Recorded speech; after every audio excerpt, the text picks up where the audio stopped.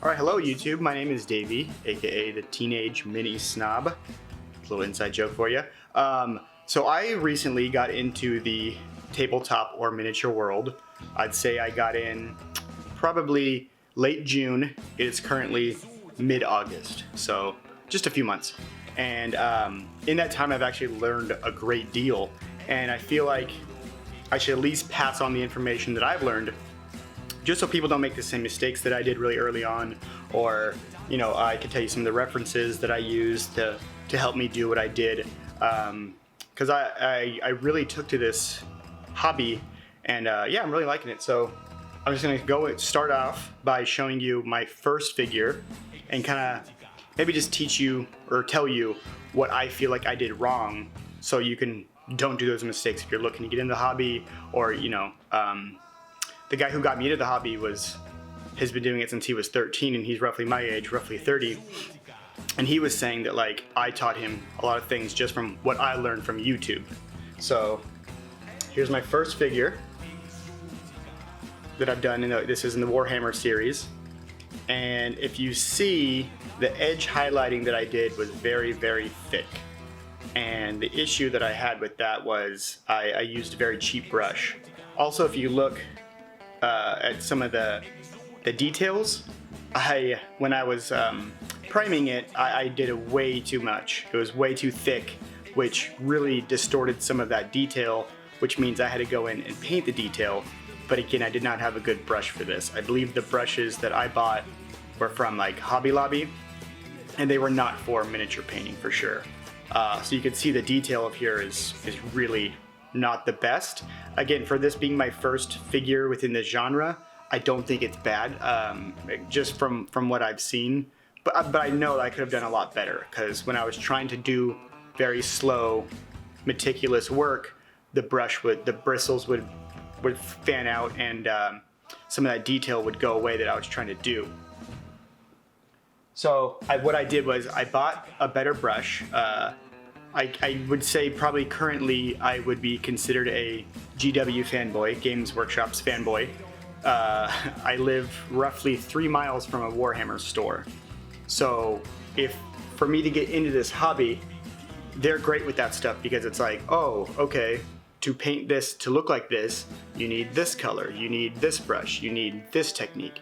And so I kind of wanted to start with that before I branched out to other things. I now have a couple other products like Vallejo and that type of thing, but I would definitely say currently I am a GW fanboy, because all my products basically are that. But so what I did was I went down to the store, I bought a better brush, I got probably some more of the correct colors that I was supposed to get, and this is my second figure.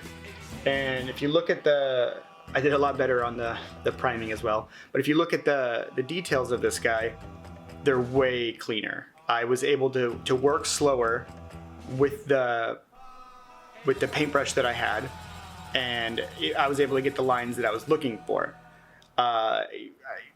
This one was kind of scary for me to do, because he had an open face, and I was terrified to do faces.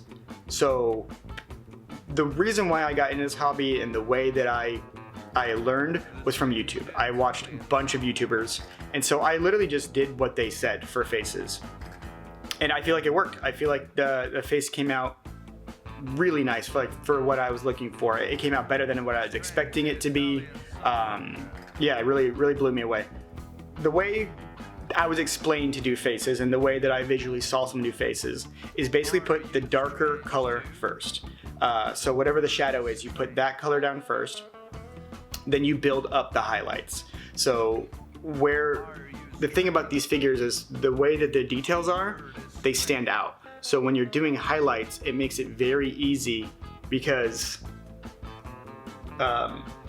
it makes it very easy for you to do the highlights, because those are raised. And so you build up the color from there. I did what they call a technique called wet blending, where while the paint is still wet, I would take another color and start from a different area and then move towards where the paint was still wet, and you mix them together that way. For the eyes, I was told do way bigger than what you're expecting, and then fill in the facial features from there. So, you know, your eyes start out looking globby and big, and then you cut in the detail and you cut in the detail, and then you get left with the very small pupil and, you know, eyeball area.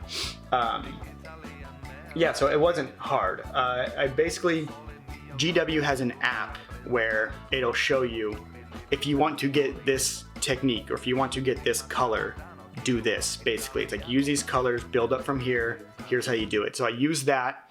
A lot of the YouTubers that I watched, I believe the first one that I really latched onto was a YouTuber by the name of Miniac. He was amazing for these types of getting into, because he has a whole series called How Not to Be a Noob. And basically when I watched these videos, it was like, this was before I even started painting, to be honest. I watched these videos that were like, hey, most people do this, don't do that. And it was really good information. It was basically like, you know, don't work on a single area for more than 15 seconds because the paint can glob and then you'll pull it. It was make sure you're wet blending. You can do multiple layers. Don't worry about globbing it on. Do thinner layers, which will show the detail more, and build up from there. Small things like that that I didn't know because I wasn't in this hobby world.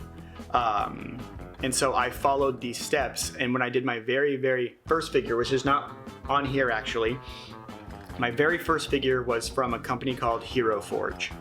And basically it's like you pick it's like a D&D style character. You pick him, you choose how you want him to look, they 3D print it and send it to you. I went over to a buddy's house because I did not have any paints myself, and he told me, he was like, bro, this is your first figure, you're gonna hate it. You're not gonna like the way it looks.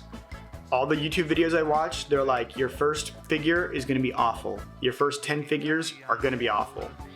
I kind of took that and was like, okay, I'm gonna do something that I like.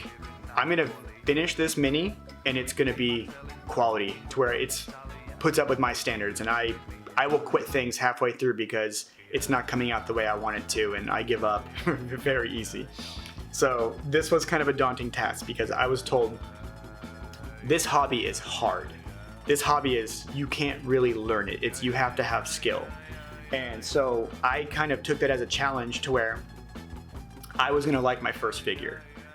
So I worked really hard. I was very, very slow. I used his paints, which was, I believe he had a Tabletop was the brand, Games Workshop, and Vallejo was the paints that he had.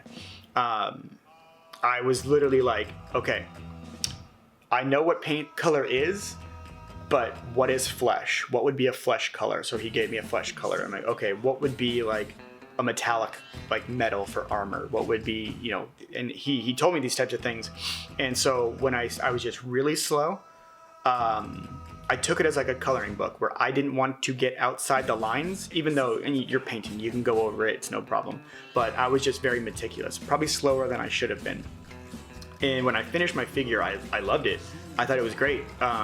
People who are not in the mini world were giving me praises because I was showing people at work like, hey, this is the figure I did.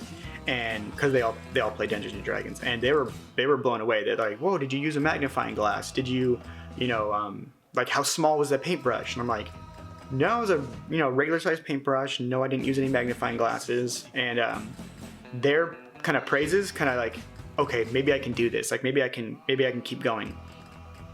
And so the story about that figure is I had it wrapped in bubble wrap so I wouldn't lose it. And me and my wife don't really like clutter, so like we'll clean the kitchen before we go to bed.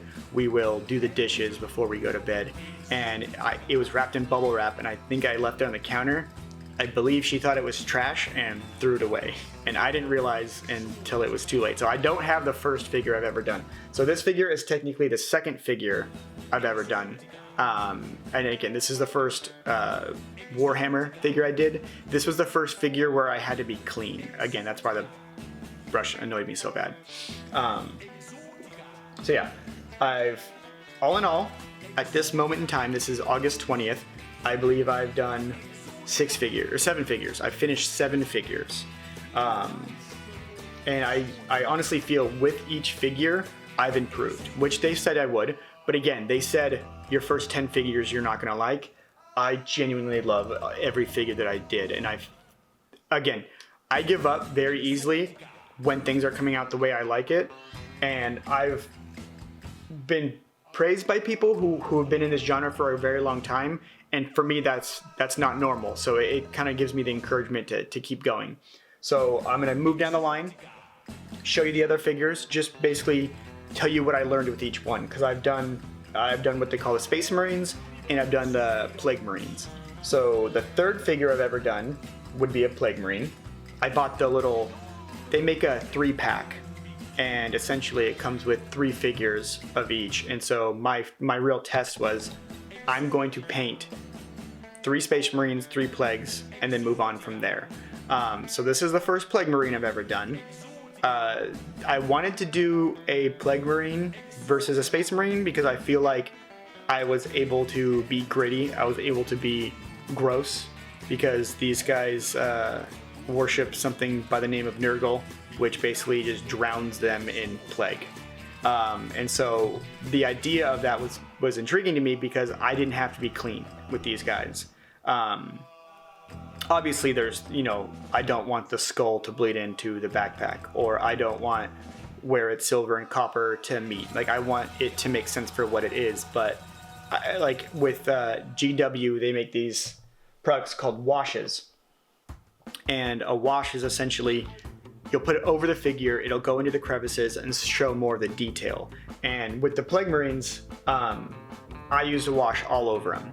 The Space Marines, I did not, because I basically just took a very small, it's called no oil, it's a black wash essentially. I took that and I did it in like the recesses just so those would stand out more, but I didn't want them to look dirty looking. I wanted them to be very clean looking. So yeah, this was the third figure I've ever done. Again, dirty, clean, very nice. Oh, an issue I had was I went to a buddy of mine who I started posting on Instagram like, oh, I've got into Warhammer, I'm painting Warhammer.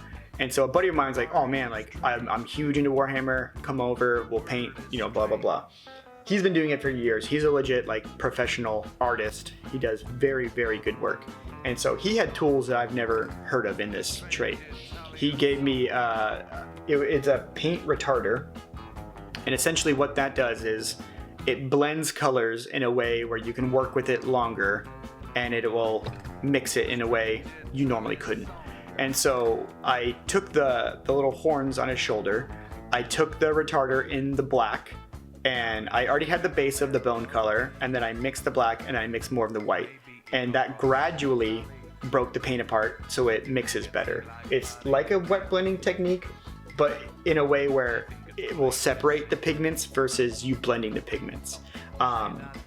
And I should have bought that, but I didn't. So the other figures I did doesn't have that. But yeah, that's a whole technique I didn't even know of.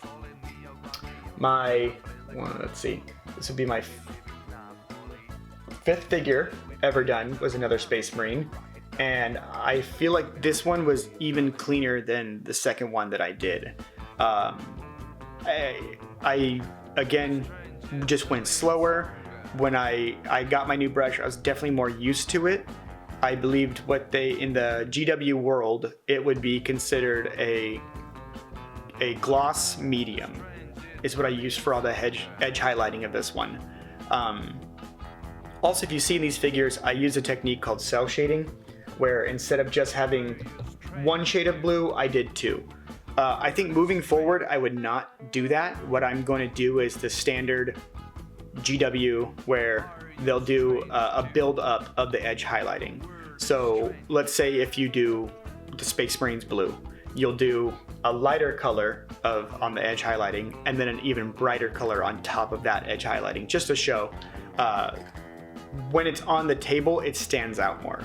It really gives a look like that it's closer, that there's light to it when there really isn't. So I'm going to stick with that technique, not the cell shading. Again, cell shading would be me not really knowing a lot about this genre.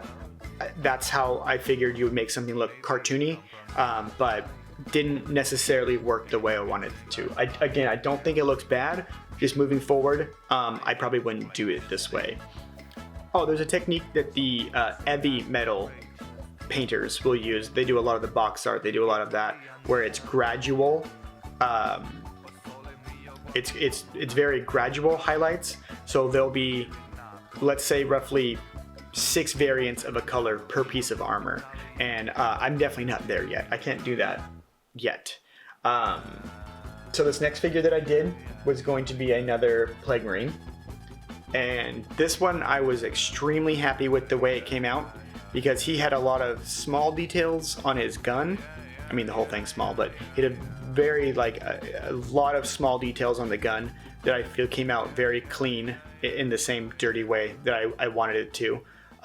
His goggles, if you can see those, what I've done was I did a wet blending technique where it's darker on one side and then moves up lighter to the other side.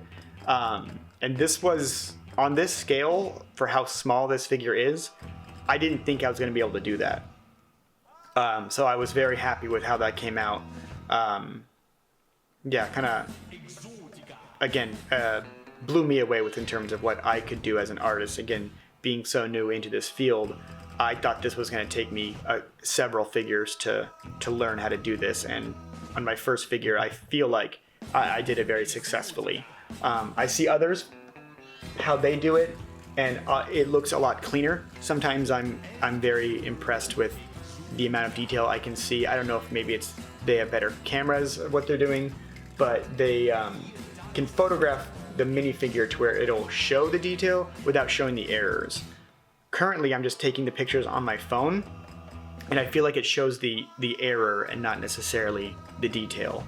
I don't know, maybe that's just me looking at it and being like, oh, I messed up there. And then this last figure that I did, this was the most recent one.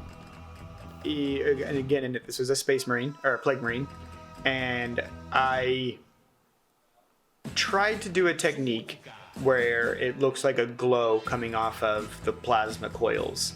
I don't feel like I did it as well as a lot of other people do, but at the same time, this plasma coil, it can't move. It's not like standing alone, and it's covered by something. So the techniques that I learned didn't apply for this plasma coil. I'll definitely try it again, but yeah, this plasma coil was basically covered, so the technique of going over and working from the middle out didn't really work for me just because it was half covered by the backpack. Yeah, this was another figure I was very happy with. It's hard to tell, but he has very small maggots within his teeth in the chest area, and I wanted to paint them in a way that would differentiate the teeth from the teeth itself. And I watched a page, I believe it was Squidmar Miniatures, and he had a technique where he would basically make these teeth very dirty. But again, he started out bright, he started out with like a deep yellow and then added grit on top of that. So I kind of followed that technique, and I feel like it really made the teeth stand out versus the other parts of flesh, or I actually don't even know if it's considered flesh anymore with these guys, but yeah, just a way to differentiate what I was doing with this. And a big technique that I used on the squid parts of him was wet blending. I started with it was like a gray flesh color, and then from there I essentially made a wash using a pink and a purple, and I took those colors and I blended them together to a color that I liked, and then added a lot of water, and then was very, very loose with it. And then what I would do is I would take a brush and go back with it, sopping up some of that color just so it blended well and went over. And then I made a darker color to go on top of that and kind of played with it from there. It was a technique I didn't really see in a lot of YouTube videos, but I was very happy with the outcome. I think it looks really well for, again, my first attempt at doing something like this, not knowing if it would work. If you can see here, this is what I'm talking about, like the difference in color. And how it looks living versus just a solid color. I feel like I was very happy with that one. Again, currently, a majority of my tools that I've used in my arsenal all have been GW. Again, I live very close to a Warhammer store, and the lady who works there is amazing. I'm like, hey, I'm looking to do this technique. She'd be like, okay, if you're trying to do this technique, you're gonna need, say, this color, this technique, this wash, and that's how you do that. So even if I can't learn it on YouTube, that shop has been great for something like that. There's another local place by me called Hobbytown that I went to. Definitely, the staff was still very helpful, but in a different nerdy way. You do get some very hardcore nerds in this field. Not that there's anything wrong with that. I consider myself a hardcore nerd. But yeah, so definitely helpful in a different way. Definitely try to help me with like lore, because again, I know a little bit about these guys, but not a lot. I currently still haven't played the tabletop game. I don't know if I'm going to get into that. I mean, we'll see. This is probably a timestamp, so we'll see where that goes. But yeah, I don't play the game. I'm just really interested in painting these guys. Very fun to me. I would consider it. It's almost like an adult coloring book.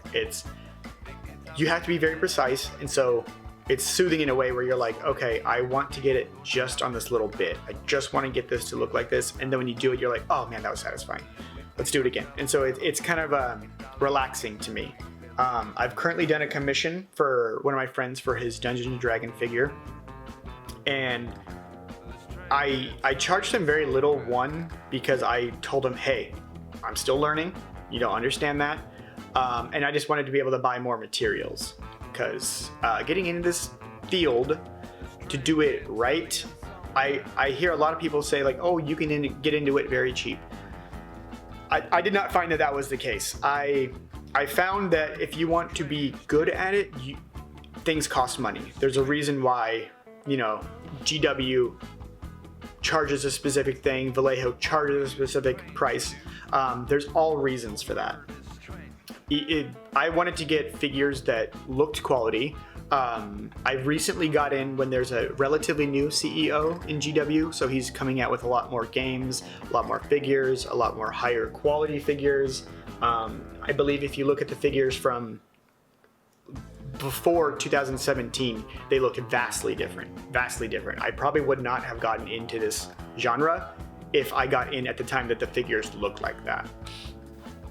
Just aesthetically, the Space Marines and the Warhammer 40k genre in particular is what catches my eye.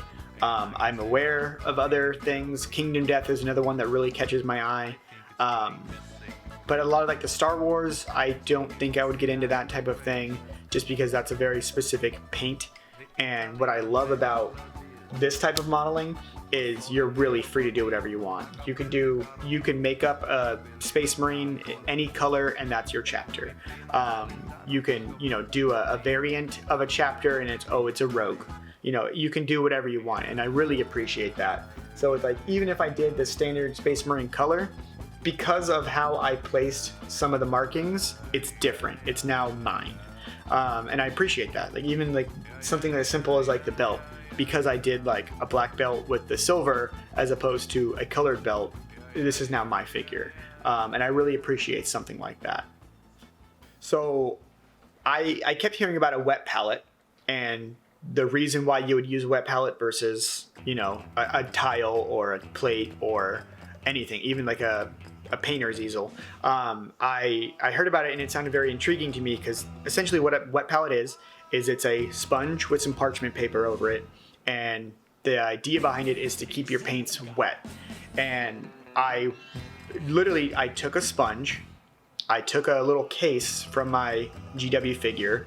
It fit perfectly, so I cut the sponge in half. I put that in there and I cut parchment paper, and that is my makeshift wet palette, and it works phenomenally.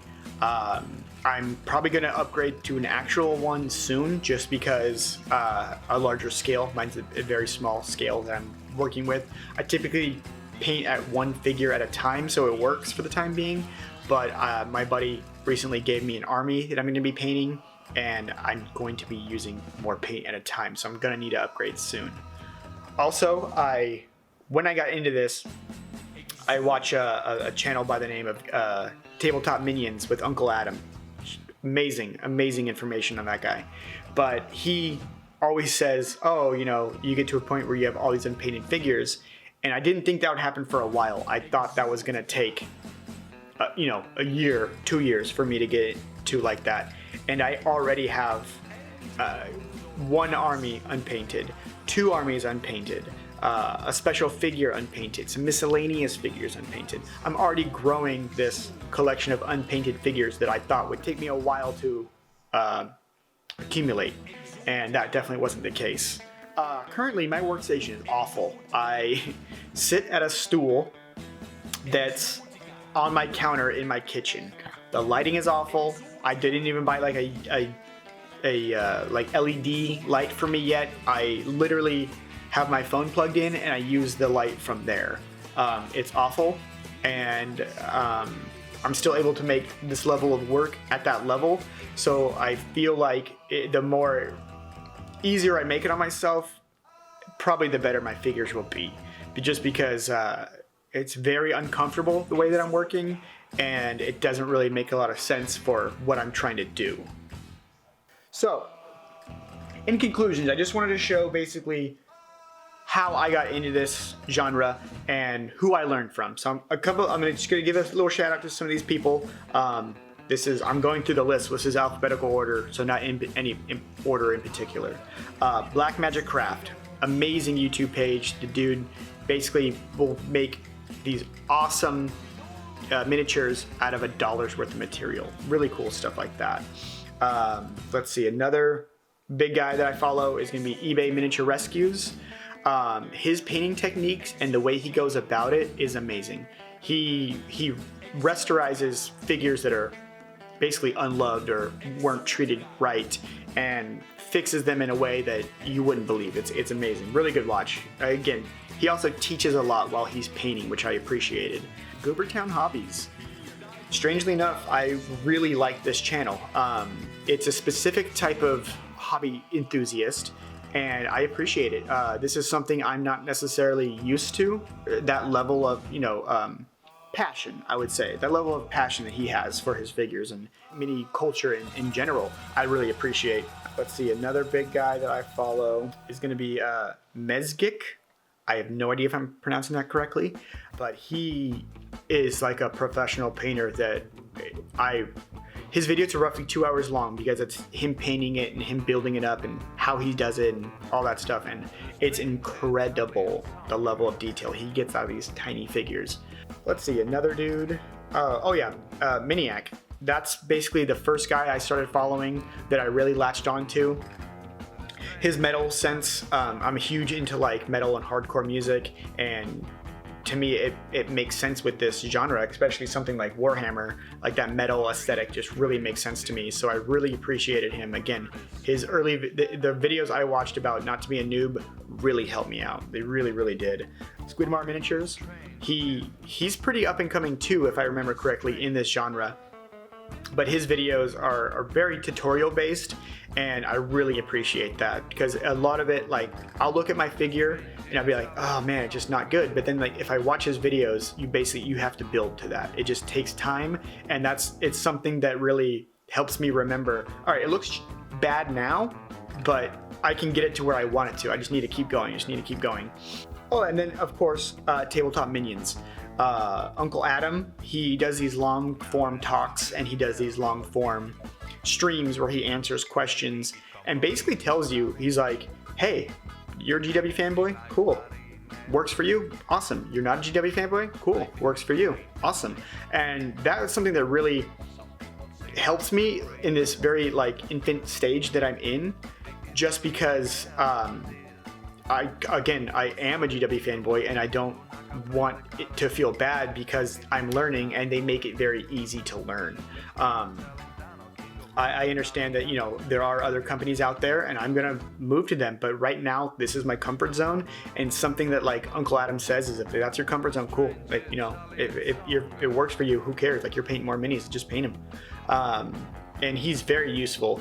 I wish he did more tutorials, like actually showing you, but him explaining things is enough. I mean, I watch him constantly. Even when I'm painting, I'll have him in the background even if I already watched the episode, just to hear it again, I really appreciate that. On a final note, I don't know if I will be making more of these videos or how often I can make these videos. I have a full-time job. It's taking me this long to paint these figures just because, I mean, I'm married. I don't have time for this. So if you like this video, sorry, we'll see. But yeah, my intention is to make more of these videos, but I just don't know if I'm gonna have the time to do so. Thank you guys for checking this video out. Thank you.